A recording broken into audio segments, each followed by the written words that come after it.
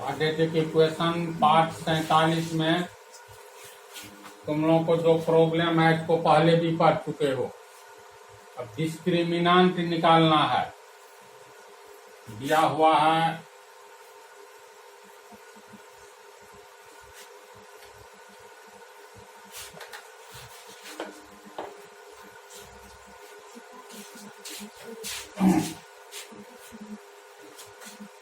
द्विघात समीकरण, इसका डिस्क्रिमिनांट मीन्स डी का मान निकालना है और फिर मूलों की प्रकृति ज्ञात करना है। तो इसका अर्थ हुआ मूलों की प्रकृति का मतलब अल्फा और बीटा का मान क्या वास्तविक होगा कि काल्पनिक होगा, यानी रियल नंबर होगा या नहीं होगा, शून्य से बड़ा होगा कि शून्य से छोटा होगा, ये टॉपिक बतलाया हुआ है। तो डी का मान निर्भर करता है कि ये अल्फा और बीटा वेरिएबल एक्स के दो मान होंगे ना, एक्स बराबर अल्फा एवं बीटा। तो एक्स का दोनों मान किस पर निर्भर करता है कि ये डिस्क्रिमिनांट यानी डी पर निर्भर करता है। तो पहले जो बतलाए हैं तो लोग याद करो, अगर डी बराबर 0 होगा तो अल्फा बराबर बीटा होगा ना। दूसरी बात, अगर डी शून्य से बड़ा होगा तो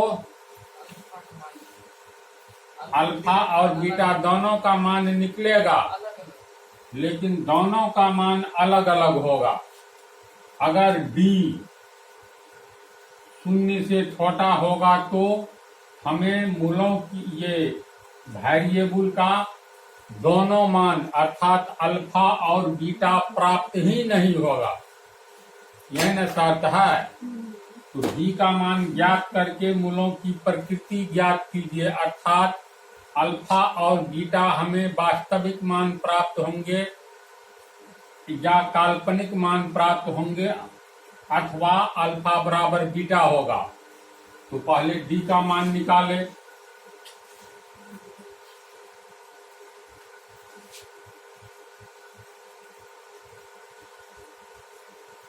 यहाँ ए बराबर कितना 2, बी बराबर -4, सी बराबर 3, इसलिए डी बराबर b² - 4ac बटा क्यों होगा, छोटी सी बात भुला जाती हो। डी बराबर b² - 4ac अल्फा में होता है बटा बीटा में। बी का मान -4, तो -4 का स्क्वायर -4 गुने ए का मान 2, सी का मान 3।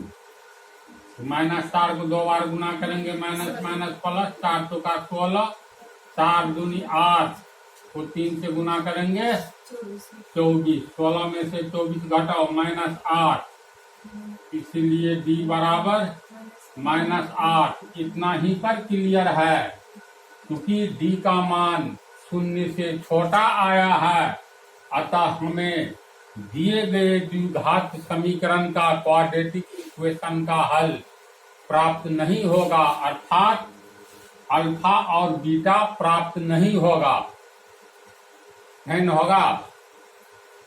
डी बराबर जब शून्य रहेगा तब तो अल्फा बराबर बीटा, अल्फा बीटा दोनों मिलेगा और दोनों एक दूसरे के बराबर हो जाएगा, बतला है ना पीछे थ्योरी में।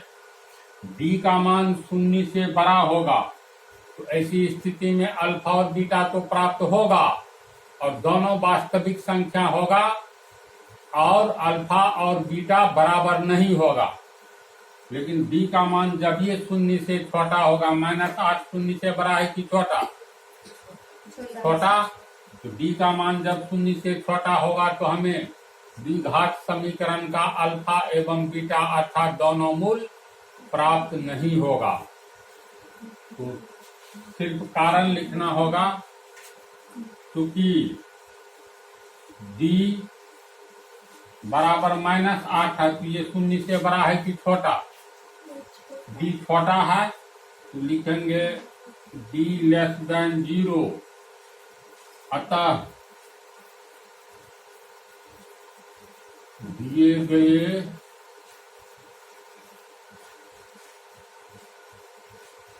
द्विघात समीकरण का हल यानी अल्फा एवं बीटा प्राप्त नहीं होंगे।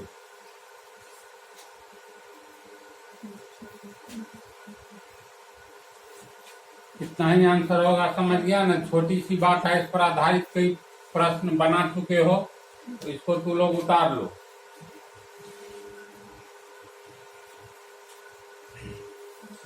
तुम लोग को इससे आगे वाला टॉपिक है वह इस थ्योरम पर आधारित है। यह एक थ्योरम है जो अर्धवृत्त के कोण समकोण होते हैं, इसको हम साबित करेंगे। अभी थ्योरम का फर्स्ट सीरीज चल रहा है, सेकंड सीरीज लगभग समाप्त होने पर है। तो फर्स्ट सीरीज में 42 थ्योरम है, this is one of them, उसमें से एक यह भी है। तो इसका अर्थ ये हुआ, अर्धवृत्त तो जान रहे हो ना, आधे वृत्त को अर्धवृत्त कहते हैं। तो अर्धवृत्त हम लोग कई प्रकार से बना सकते हैं, जैसे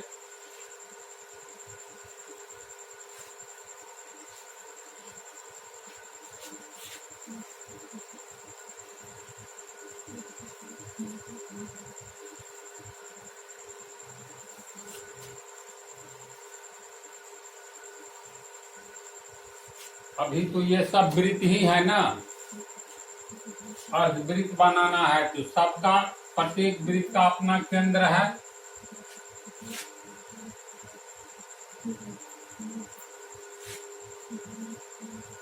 मान लो ये ओ केंद्र वाला वृत्त है,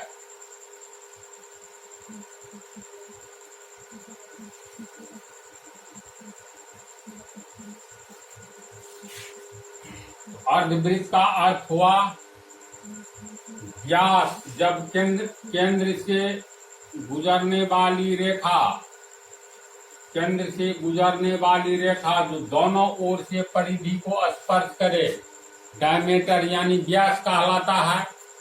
तो केंद्र से कितना व्यास गुजर सकता है डायमीटर? तो कितना बोला? अनंत गुजर सकता है ना। तो मान लो एक हम सीधा इसको गुजारे,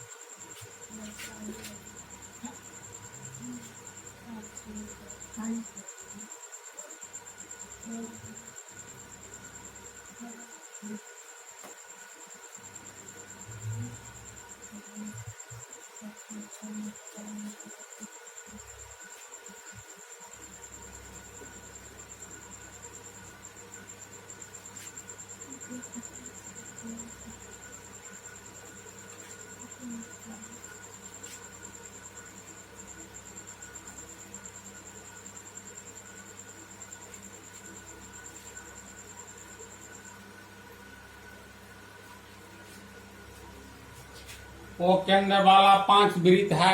उदाहरण तो सैकड़ों नहीं लाखों का दिया जा सकता है, एक ही काफी है जिसमें। तो ये तुम लोग को अर्धवृत्त दिखाई दे रहा है अभी।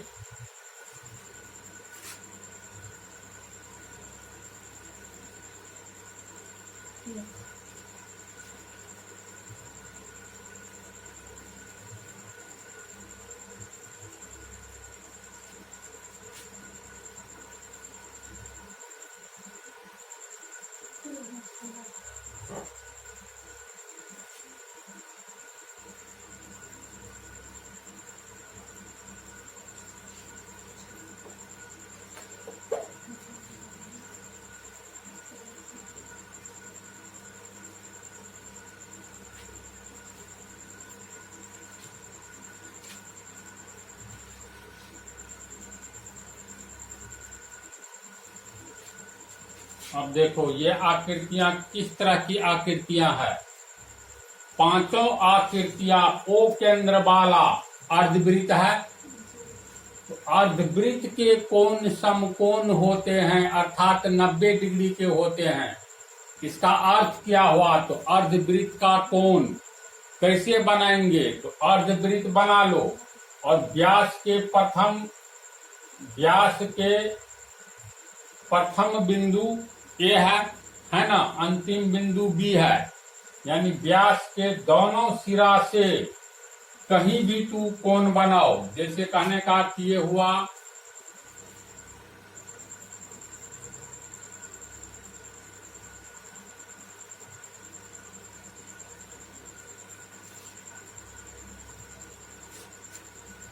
ए बी सी, तो अर्धवृत्त में देखो ये कोण बना। इसके बाद आ जाओ, जैसे इच्छा हो व्यास को आधार मान करके, और आधा परिधि बच रहा है सरकमफेरेंस, तो व्यास के दोनों सिरे से लेकर के कहीं भी कोण बनाओ। मान लो ऐसे भी बना सकते हैं।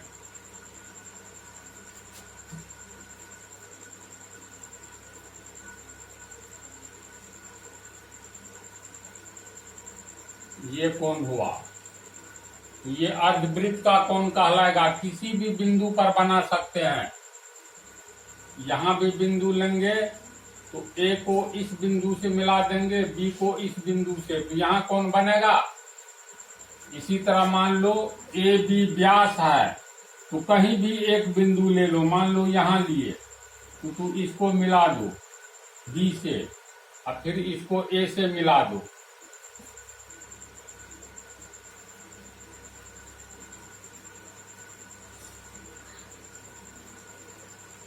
डी बिंदु पर कोण बना, ये कोण होगा 90 डिग्री, और यही कोण अर्धवृत्त का कोण कहलाएगा।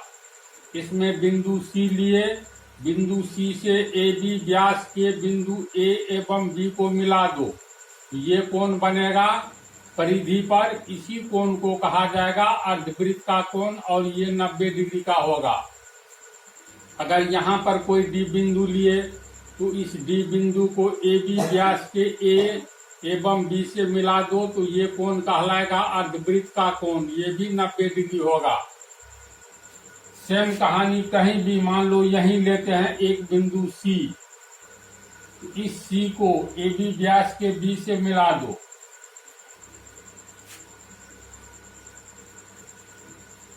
तो ये जो कोण बना ये अर्धवृत्त का कोण कहलाएगा, और ये होगा 90 डिग्री। तो सेम कहानी सब चित्र में है। मान लो यही कोई बिंदु सी ले लिए, ए से मिलाए, फिर सी को बी से मिला दो, ये कोण कहलाएगा अर्धवृत्त का कोण, जो 90 डिग्री होगा। जहां इच्छा हो वहां ले सकते हो। यही मान लो ले लिए एक डी बिंदु, तो ए बी व्यास के बी एवं ए को मिला दो,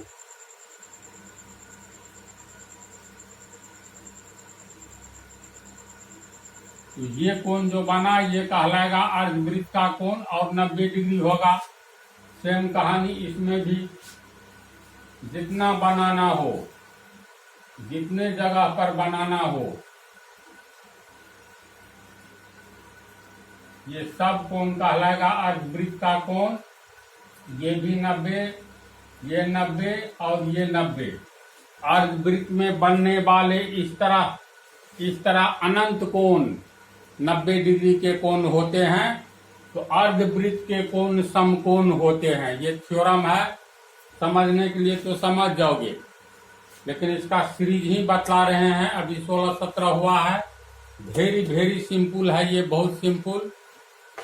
फिलहाल ये मान करके चलो अर्धवृत्त के कोण समकोण होते हैं, क्योंकि इसी तर्ज पर जस्ट आगे वाला एग्जाम्पल है। तो इसको तू लोग समझ गया ना उदाहरण के द्वारा। तो इतनी बात को और चित्र को सिर्फ उतार लेना है।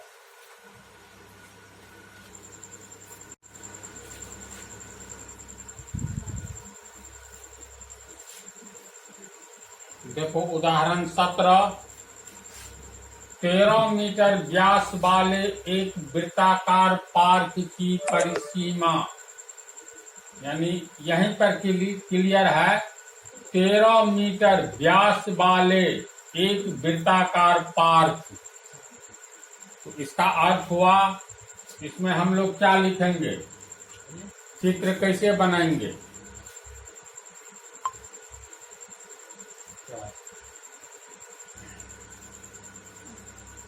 इसमें दिया हुआ है 13 मीटर व्यास वाले एक वृत्ताकार पाओगे, तो 13 मीटर व्यास वाला आएंगे।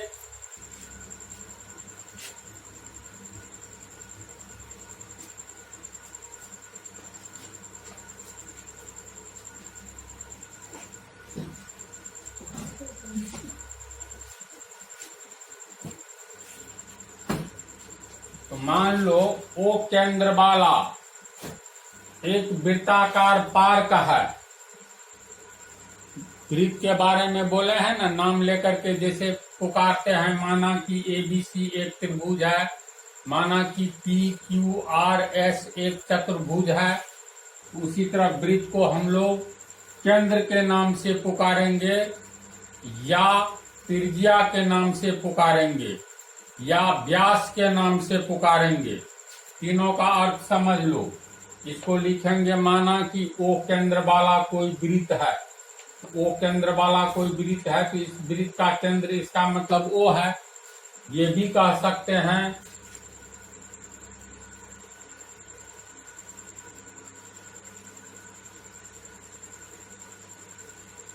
केंद्र को परिधि से मिलाने वाली रेखा को रेडियस, त्रिज्या कहते हैं। तो माना कि ओ एक त्रिज्या वाला एक वृत्त है, या माना कि त्रिज्या का डबल व्यास कहलाता है।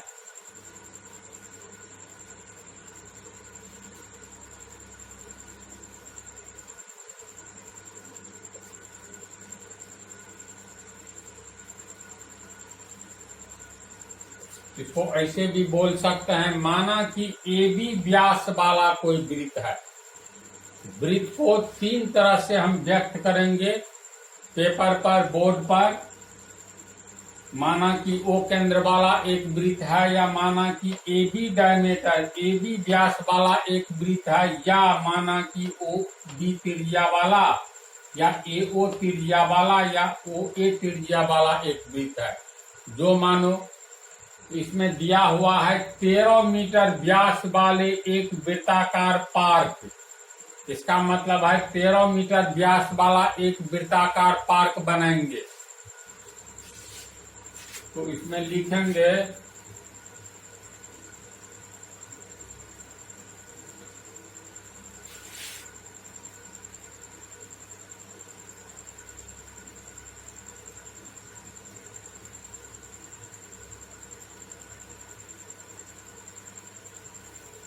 वृत्ताकार पार्क है।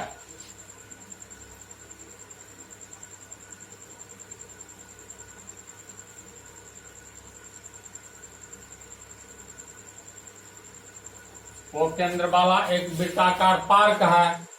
पार्क मतलब बगीचा, जिसका व्यास 13 मीटर है।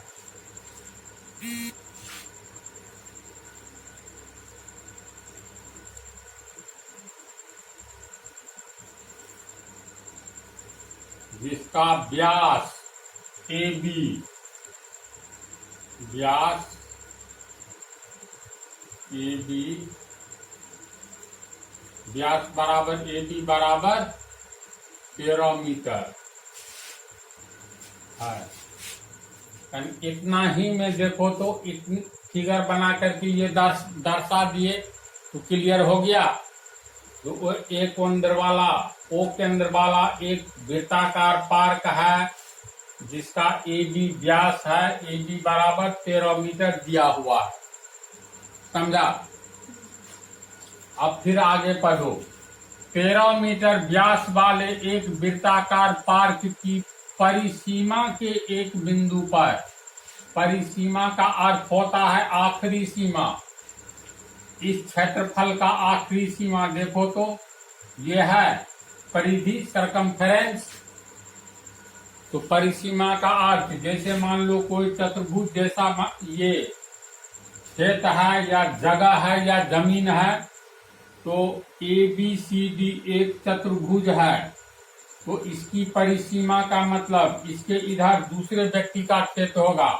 ये एक व्यक्ति का क्षेत्र है, तो इसके इस सीमा जो है, ये एक सीमा ये हुआ, दूसरा ये BC, तीसरा BA, चौथा AD। तो इस क्षेत्र की परिसीमा 4 परिसीमा हो गया, या कहा जाएगा इस क्षेत्र की परिसीमा ABCD है। तो इसी तरह परिसीमा का अर्थ होता है आखिरी सीमा। तो वृत्ताकार मार्ग पर क्रिकेट के मैदान में चौका मारते हुए देखते हो, ये बाउंड्री लाइन होता है ना, कहता है बाउंड्री पार, यानी सीमा पार 4 रन। तो 13 मीटर व्यास वाले एक वृत्ताकार पार्क की परिसीमा के एक बिंदु पर एक खंभा इस प्रकार गाड़ना है, यानी इसकी परिसीमा के किसी एक बिंदु पर खंभा गाड़ना है। तो मान लो हम इस बिंदु पर खंभा गाड़ रहे हैं, C बिंदु पर, तो ये बात भी लिखना होगा।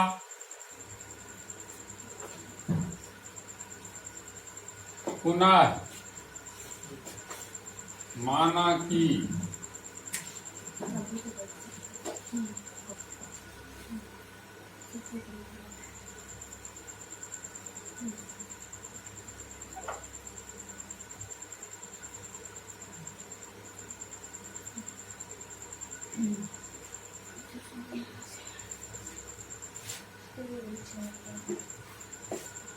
समझा इसको। पार्क की परिसीमा के एक बिंदु पर एक खंभा इस प्रकार गाड़ना है।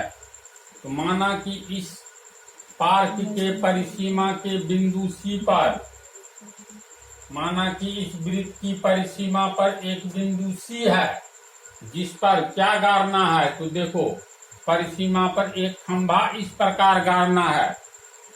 तो इतना क्लियर है ना, एक खंभा गाड़ना है। अब इस प्रकार गाड़ना है, तो आगे देखेंगे किस प्रकार गाड़ना है। तो मान लो बिंदु C पर एक खंभा गाड़े, तो इसको लिखेंगे पुनः माना कि इस वृत्त की परिसीमा पर एक बिंदु C है, जहां खंभा गाड़ना है।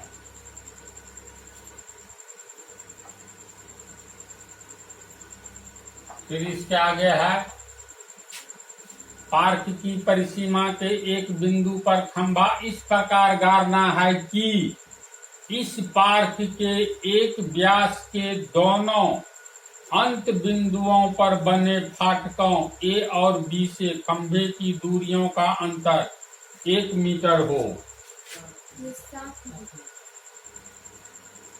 7 मीटर हो।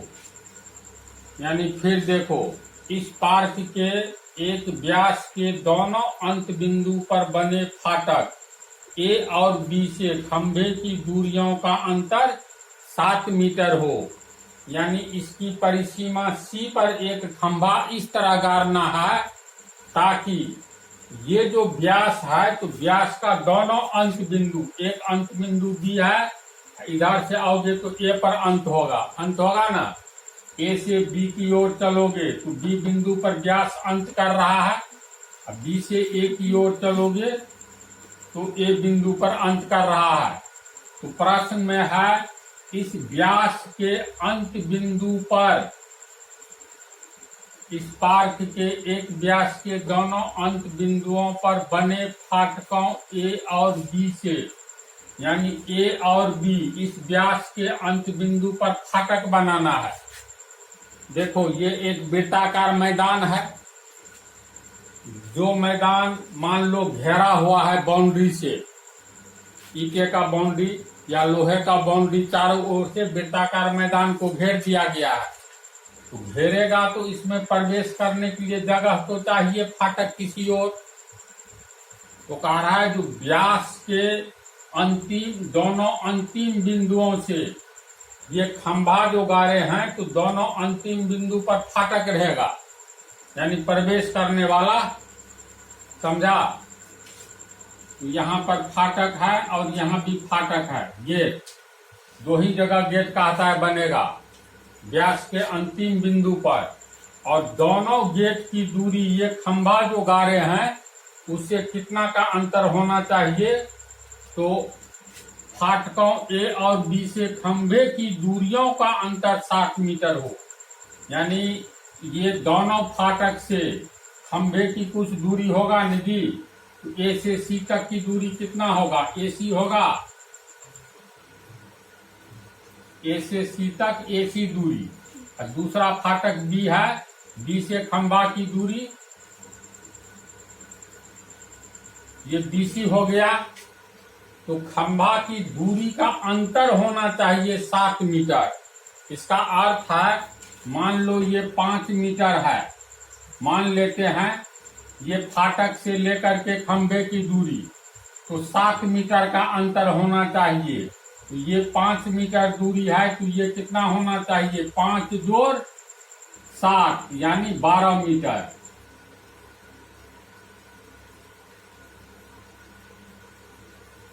देखो तो कितना का अंतर है।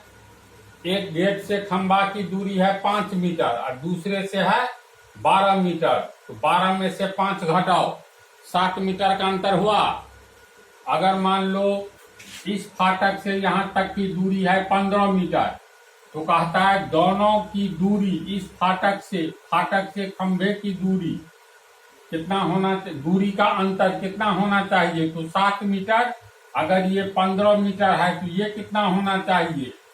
15 जोड़ 7 अर्थात 22 मीटर। ये 22 मीटर है। पहला फाटक ए से खंभा की दूरी 22 मीटर, दूसरा फाटक बी से खंभा की दूरी 15 मीटर। तो देखो अंतर 22 मीटर, अब में से 15 घटाओ, 7 मीटर का अंतर है। तो क्या कह रहा है प्रश्न में, समझा? इसको ऐसे भी समझ सकते हो, दोनों गेट से खंभे की दूरी का अंतर होना चाहिए 7 मीटर। तो इसका मतलब है, अगर हम यही मान ले ये जो है 20 मीटर है, फाटक ए से खंभा की दूरी 20 मीटर, तो अंतर कहता है 7 मीटर का होना चाहिए। तो ये 20 में से 7 घटा दो, तो इसका मतलब ये 13 मीटर होगा। देखो तो ये 13 मीटर और ये 20 मीटर, तो कितना?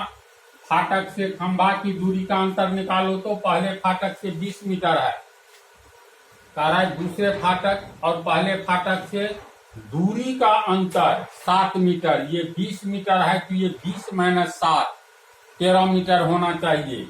ये 25 मीटर है, तो 25 माइनस 7 ये 18 मीटर होना चाहिए, तब ना 7 मीटर का अंतर होगा। समझ रहा है? तो अगर मान लो, दोनों ढंग से सोच सकते हैं, है ना? अगर ये 13 मीटर है, यही है 13 मीटर, तो 7 मीटर का अंतर का अर्थ हुआ 13 में 7 जोड़ दो तो 13 जोड़ 7, तो ये 20 मीटर हो गया। अब मिलाओ तो 20 मीटर 13 मीटर, यानी खंभे से दोनों फाटक की दूरी, एक का 20 मीटर है, दूसरे का 13 मीटर। तो दोनों की दूरी में कितना अंतर है? 20 माइनस 13 7 मीटर का अंतर है। तो कैसे हम लोग इसमें सोचेंगे, समझ गया? मान लेते हैं ये दूरी बड़ा है, ये x मीटर है, मान लिए ये बड़ा है, तो ये कितना होगा? x minus 7 metre.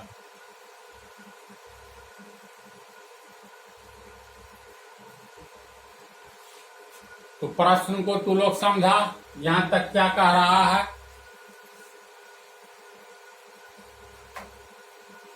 आगे लिखेंगे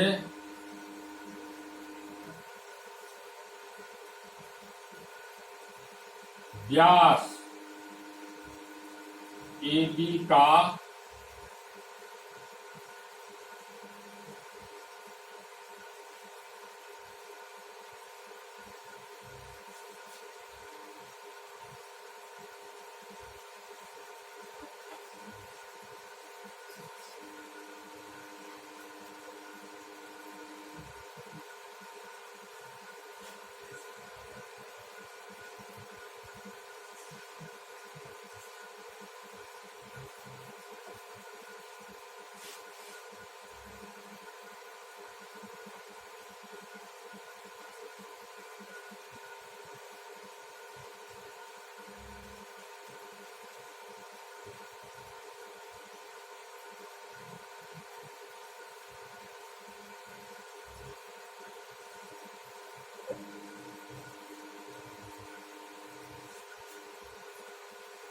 देखो व्यास AB के दोनों अंत बिंदुओं से, AB के पहला अंत बिंदु A और दूसरा अंत बिंदु, दोनों अंत बिंदुओं से खंभे की दूरी, दोनों अंत बिंदुओं से खंभे की दूरी अर्थात पहला फाटक से खंभे की दूरी AC और दूसरा फाटक B से खंभे की दूरी BC, दोनों दूरी का अंतर 60 मीटर होना चाहिए। तो व्यास AB के दोनों अंत बिंदुओं से, तो AB पर ही ना फाटक है, खंभे की दूरी का अंतर बराबर 60 मीटर। तो इसको लिख सकते हैं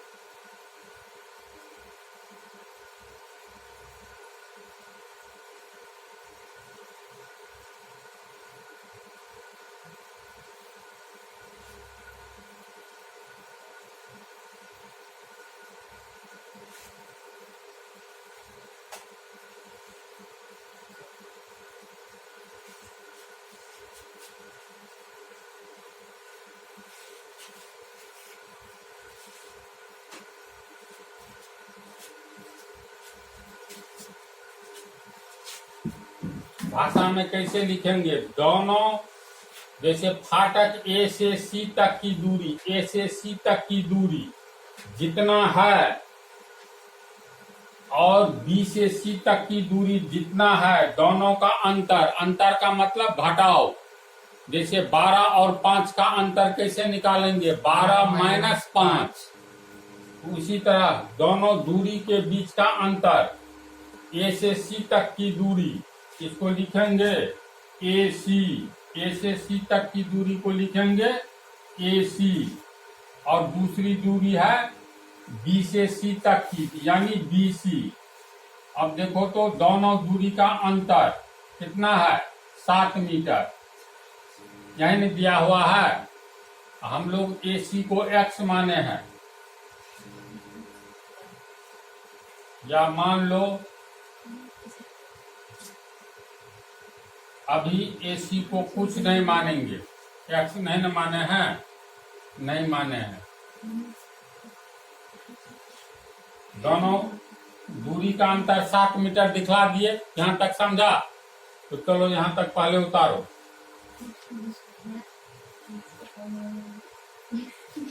तो लोग इसको समझाना, बोलो इसमें फाटक कहाँ पर है? इसमें A और B, A और B पर फाटक है, 2 प्रवेश द्वार है। एक खंभा कहाँ गाड़ा गया है, C पर गाड़ा गया है। तो दोनों फाटक से ये खंभा कुछ न कुछ दूर है, तो दोनों दूरी में 60 मीटर का अंतर है, यानी AC माइनस BC बराबर 60 मीटर। प्रश्न से तो अभी तक इतनी बात हुई है।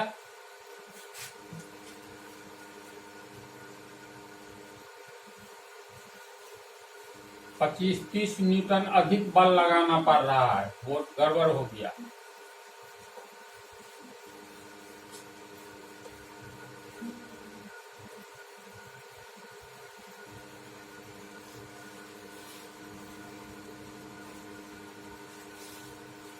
तो ये जो है AC माइनस BC बराबर 7 मीटर, इसीलिए AC, ये तो समीकरण है, 7 मीटर जोड़ माइनस BC आगे जाएगा तो प्लस BC होगा। अब इसमें तो मान लो BC को मान लेंगे X मीटर, तो AC बराबर 60 प्लस X मीटर होगा। तो BC हो गया दूसरा फाटक से खंभे की दूरी BC।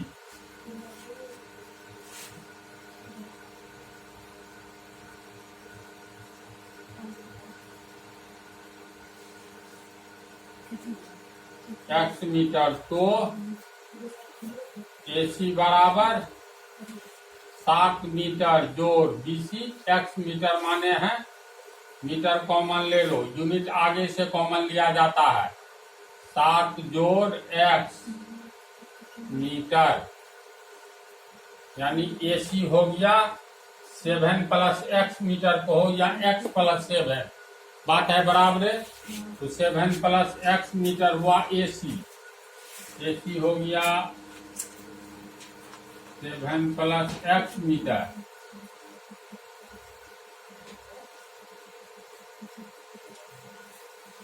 और BC माने है x मीटर। ये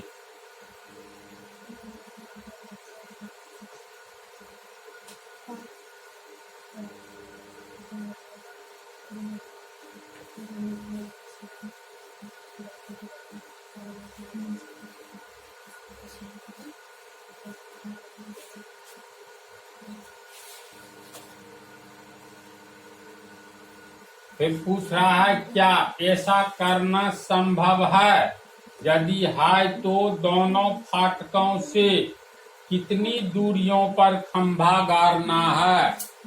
यानी प्रश्न में क्या पूछ रहा है, दिया हुआ है 13 मीटर व्यास वाले, इस व्यास AB की लंबाई कितना है, ये 13 मीटर है।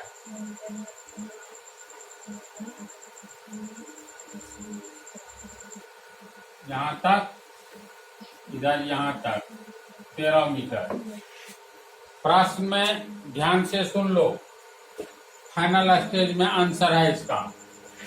प्रश्न में दिया हुआ है एक वृत्ताकार मैदान है जिसके व्यास के दोनों सिरे पर फाटक बनाना है, और ऐसा फाटक बनाना है जो वृत्ताकार मैदान के परिसीमा पर कहीं पर एक बिंदु ले लो और खंभा गाड़ दो। तो मान लिया कि C बिंदु यहाँ पर हम लोग लिए और यहाँ खंभा गाड़े, तो कह रहा है जो दोनों गेट से खंभे की जो दूरी होगी इसका अंतर 7 मीटर होना चाहिए। फिर कह रहा है बतलाइए क्या ऐसा संभव है, जो हम लोग परिसीमा पर कोई बिंदु ले और 13 मीटर व्यास वाला कोई वृत्ताकार मैदान है, इसके परिसीमा पर कोई बिंदु लेंगे तो दोनों दूरी के बीच में 7 मीटर का अंतर हो सकता है। क्या ये संभव है? तो निकाल कर देखते हैं संभव है कि नहीं। समझा? अगर संभव है तो कहता है ये दूरियां बतलावे, ये दोनों दूरी। तो चित्र को देख करके तुम लोगों को क्या लग रहा है, x का मान कैसे निकलेगा बतलाओ तो। x का मान निकलेगा तो दूसरे खंभे से, तो सॉरी हाँ, x का मान निकलेगा तो दूसरे फाटक से खंभे की दूरी निकल जाएगी, और ये निकल जाएगा तो पहले फाटक से खंभे की दूरी निकलेगी। तो इससे जस्ट पहले बतलाए हैं, देखो कोण नहीं दिया हुआ है जो मान लेंगे समकोण त्रिभुज। बतलाए जो अर्धवृत्त के कोण समकोण होते हैं। AB व्यास संपूर्ण वृत्त को 2 भागों में बांट रही है, और AB के ऊपर वाला आधा वृत्त है यानी अर्धवृत्त, पुनः AB के नीचे वाला अर्धवृत्त है। तो इसमें कोण बने तो पर भी ये हो जाएगा 90 डिग्री, या इस अर्धवृत्त में बने या इस अर्धवृत्त में बने। तो ये कोण C का निर्माण देखो ऊपर वाला अर्धवृत्त में हो रहा है ना। तो अर्धवृत्त का कोण C समकोण होगा 90 डिग्री, तो ये हो गया 90 डिग्री। लिखेंगे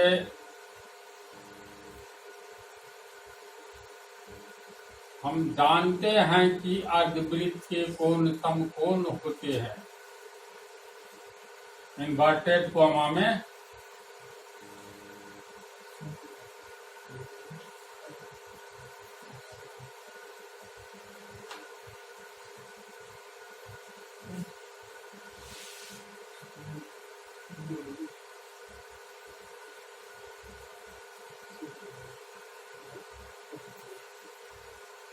ये बात लिख करके अर्धवृत्त का कोण ACB बोलो, या कोण BCA, या एक ही यहाँ पर एक ही कोण है तो सीधे कोण C।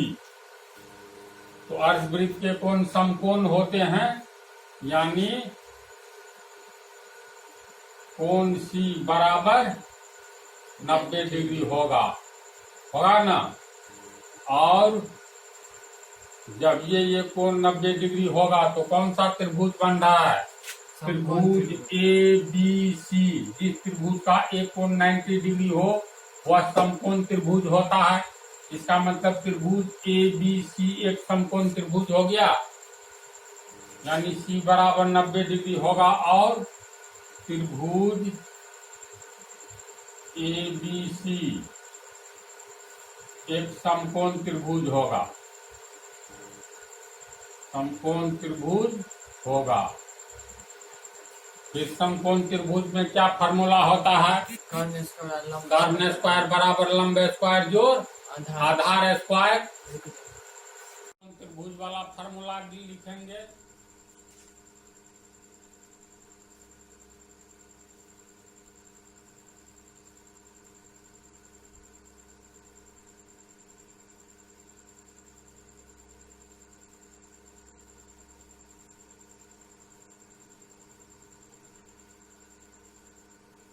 आधार स्क्वायर।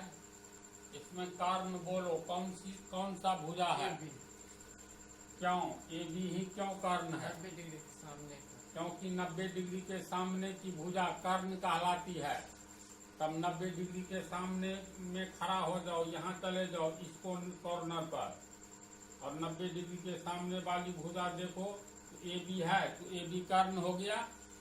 तो लिखेंगे कर्ण ए बी स्क्वायर बराबर लंब। लंब किसी को मान लो, मान लेते हैं एसी को ही मान लिए, तो एसी स्क्वायर। तब आधार हो गया बीसी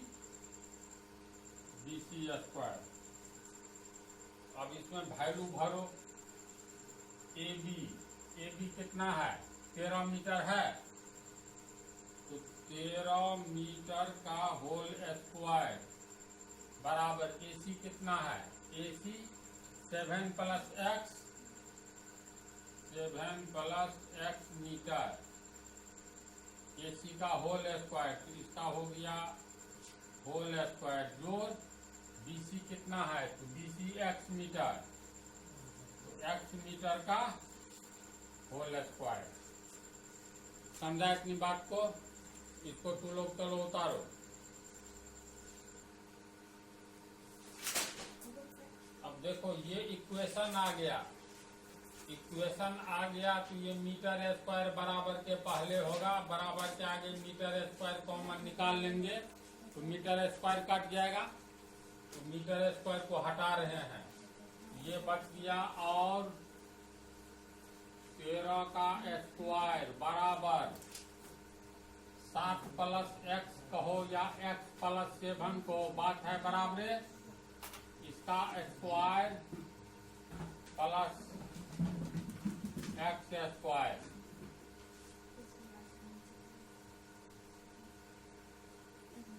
अब ये इक्वेशन आराम से तू लोग हल कर सकते हो। ए प्लस बी के होल स्क्वायर के तर्ज पर तोड़ेंगे तो ए स्क्वायर प्लस 2 ए बी हो गया 7 प्लस। इस इक्वेशन को हम लोग बराबर से आगे को पहले लाएंगे और पहले वाला को आगे दे सकते हैं, तो 2x square plus 14x plus 49 बराबर 169।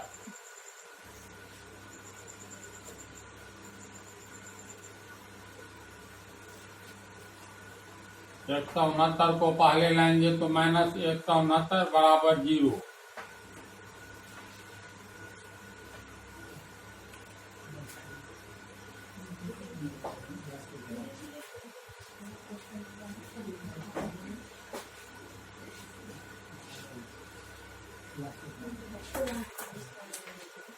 इतना तक समझ गया, अब तो सब समझता जाएगा। 2 कॉमन है तो x square plus 7x minus 60 बराबर 0 और x square plus 7x minus 60 बराबर 0।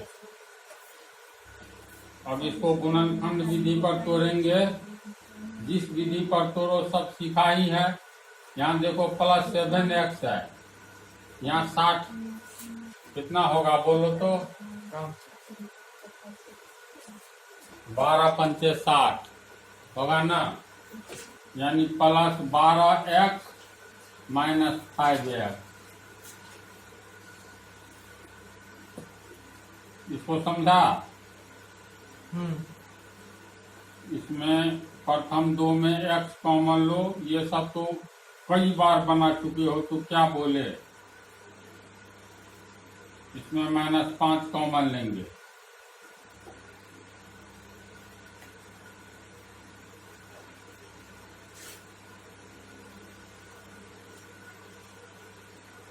x +12 कॉमन है इंटू x -5 बराबर 0। अब देखो x लंबाई है, अगर हम लोग इसको रखते हैं, इसको नीचे ले जाते हैं तो x का मान माइनस में निकलेगा और माइनस में लंबाई कभी नहीं होगा, इसलिए यहाँ पर सोच लोगे तो अच्छी बात होगी। हम लोग x -5 को रखेंगे, इसी को आगे ले जाएंगे तो इसको लिख सकते हैं और x -5 बराबर 0/x +12 बराबर 0, इसीलिए x बराबर 5। तो x का मान 5 निकला है। तो देखो ये B दूसरा फाटक है, दूसरे फाटक से खंभे की दूरी कितना हो गया? 5। x मीटर माने है तो x का मान 5, तो 5 मीटर दूर है। दूसरे दरवाजा से, दूसरे फाटक से खंभे की दूरी x बराबर 5, यानी ये 5 मीटर है। तो ये पहला दरवाजा खंभे से कितना दूर होगा? तो 7 + x 7 और 5 12 मीटर होगा। समझा?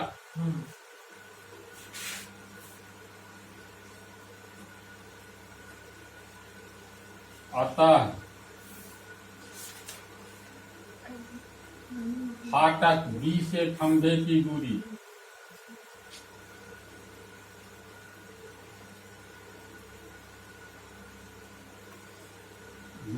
बराबर x मीटर, बराबर x का मान कितना आया? 5, तो 5 मीटर तथा फाटक A से खंभे की दूरी 7 + x मीटर, यानी 7 + x मीटर बराबर 7 जोड़ 5 मीटर बराबर 12 मीटर। आंसर एक हुआ 5 मीटर, दूसरा 12 मीटर। तो अब ऐसे सोचो तो ये 5 मीटर, ये 12 मीटर, ये समकोण त्रिभुज है, ये कर्ण है। तो सेटिंग कर लो, कर्ण स्क्वायर बराबर लंबे स्क्वायर जोड़ा आधार स्क्वायर आ जाएगा। तो यहाँ पर खंभे से दोनों फाटक की दूरियां निकालनी थी, निकल चुका है। कहता है क्या ऐसा करना संभव है? यानी दोनों फाटक से ये जो बोला है परिसीमा पर खंभे गाड़ने की बात, तो संभव इसीलिए है क्योंकि पहला फाटक से ये खंभा 12 मीटर दूर होगा, जबकि दूसरे फाटक से 5 मीटर दूर होगा, इसीलिए संभव है। ये आंसर हुआ। इसके बाद जो है एक्सरसाइज प्रारंभ है ना, तो रहने दो इसको।